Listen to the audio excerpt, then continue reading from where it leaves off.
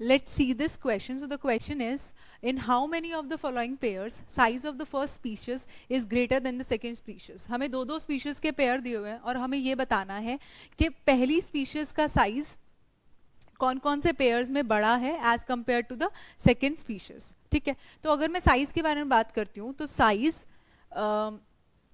Increases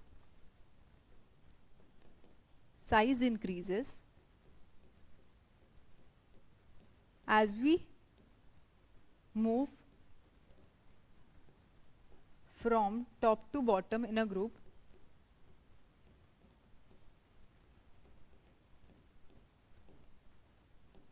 यानी कि अगर हम टॉप टू बॉटम ग्रुप में मूव कर रहे हैं तो साइज क्या होता है, इंक्रीज करता है.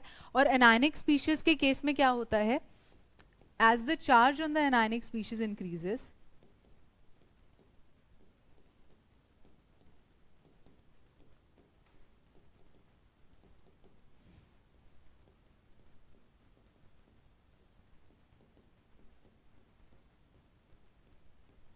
Size increases.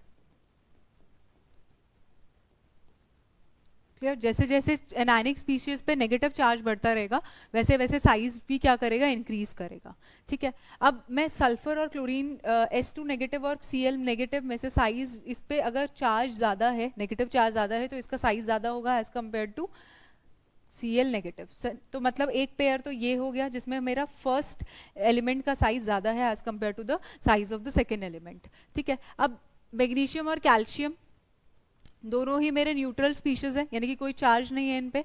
तो हम देखेंगे कि ये कौन से ग्रुप में लाई कर रहे हैं, तो ये ग्रुप नंबर 2 में लाई करते हैं. ठीक है, ऐसे. जो मैग्नीशियम है वो पीरियड नंबर 3 का एलिमेंट है और कैल्शियम पीरियड नंबर 4 का एलिमेंट है. तो जब हम टॉप टू बॉटम जाते हैं तो साइज जो है वो क्या करता है, वो इंक्रीज करता है. ठीक है, तो इसका मतलब कैल्शियम का साइज ज्यादा होगा as compare to the magnesium. तो ये एक सेकंड पेयर है जिसमें फर्स्ट एलिमेंट का साइज ज्यादा है सेकंड एलिमेंट से. थर्ड केस में देखते हैं, आयोडीन और ब्रोमीन दोनों पे चार्ज क्या है, बराबर है. दोनों पे 1 नेगेटिव चार्ज है, इस पे भी 1 नेगेटिव चार्ज है.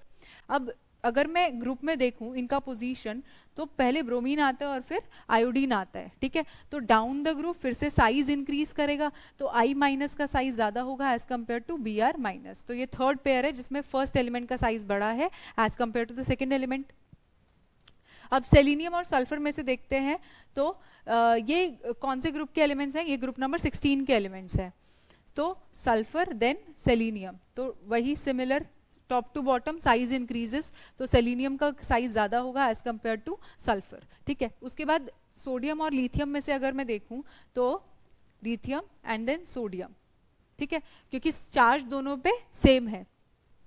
अच्छा, केटायन के केस में जितना ज्यादा चार्ज होता है केटायन पे उतना ही छोटा साइज होता है, पर यहाँ पे जैसे कि चार्ज सेम है तो हमको देखना पड़ेगा कि इनका पीरियड में किस तरह से, मतलब ये कौन से पीरियड का एलिमेंट है और ये कौन से पीरियड का एलिमेंट है. तो टॉप टू बॉटम साइज जो है वो इंक्रीज करेगा, तो सोडियम का साइज Na पॉजिटिव का साइज बड़ा होगा as compare to lithium positive. तो ये एक और पेयर है. अब उसके बाद इसमें लास्ट पेयर ये है क्लोरीन और ब्रोमीन. तो क्लोरीन और ब्रोमीन में से अगर मैं देखूं तो ब्रोमीन का साइज बड़ा है एज कंपेयर टू क्लोरीन. ठीक है, तो ये एक ऐसा पेयर है जिसमें जो फर्स्ट स्पीशीज है उसका साइज छोटा है. ठीक है, सो दिस एंड दिस, ये जो पेयर्स हैं उनमें क्या है, हमारा साइज है वो फर्स्ट एलिमेंट का बड़ा है as compare to the second element. So 1 2 3 4 and 5 species. So the answer will be 5.